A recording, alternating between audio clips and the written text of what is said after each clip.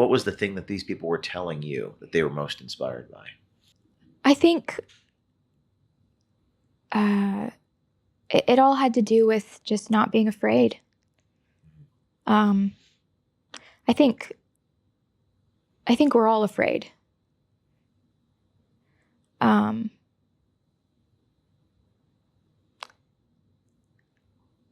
But my fear of God is greater than my fear of man at the end of the day. That's just what it boils down to for me. And by the way, I was afraid. Like, I don't want anyone to watch this and think that there weren't moments of actual fear and trepidation and like breaking down and crying. Absolutely, I had those moments, But at the end of the day, like, I just know my why, and I know my purpose for why I have done the things I've done. My motivation is not to please man. Like, I'm not here to make anyone happy, as much as I love making people happy, right? It's to please God.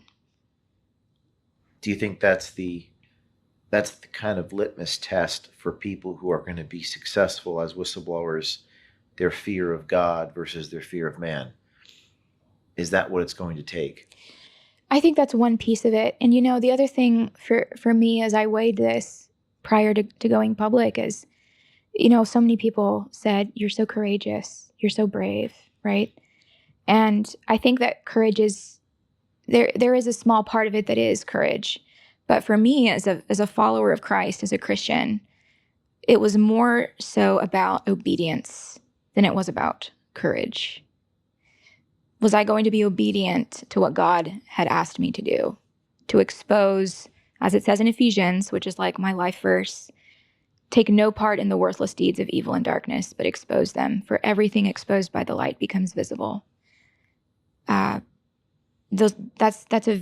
a very strong language. There's no wiggle room in there. Mm-hmm. And I took that very literally. And so the path that God placed in front of me demanded that I take no part in what was going on and expose it. So you viewed it more as obedience than courage.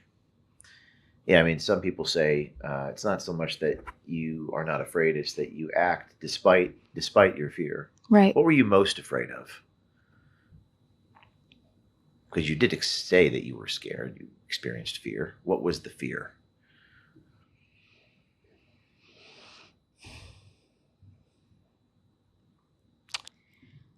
I think I was afraid at first that the FBI would come back.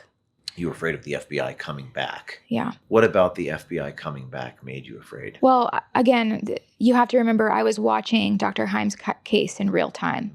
I was watching what they were doing to him and how they were coming to his home at 5:00 in the morning, armed, and serving him with all kinds of threats and indictments. And, this was playing out nationally. And so I was very aware that something similar could be fabricated, concocted against me if I didn't play ball, if I didn't be quiet.